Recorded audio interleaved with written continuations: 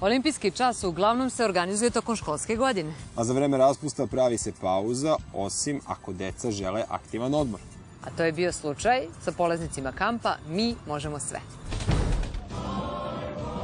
To su izuzetno hrabra deca.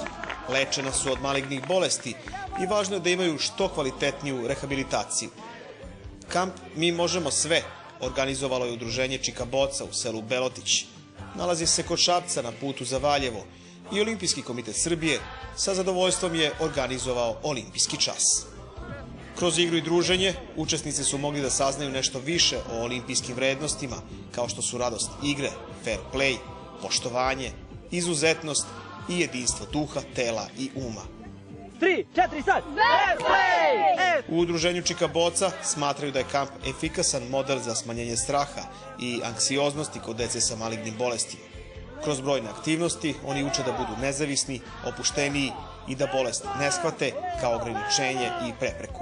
Kroz sport, kroz igru, kroz druženje i zajedno sa svim ovim divnim ljudima iz Olimpijskog komiteta deca nešto dobiju nova iskustva, dobiju novu priču, dobiju nešto novo preko leta, s čim će lakše i krenuti ponovo u septembar, a nadam se i sledeće godine da ćemo se opet videti u 2016. na 4. kampu. Kroz brojne aktivnosti oni uče da budu nezavisni, opušteniji i da bolest ne shvate kao ograničenje i prepreku.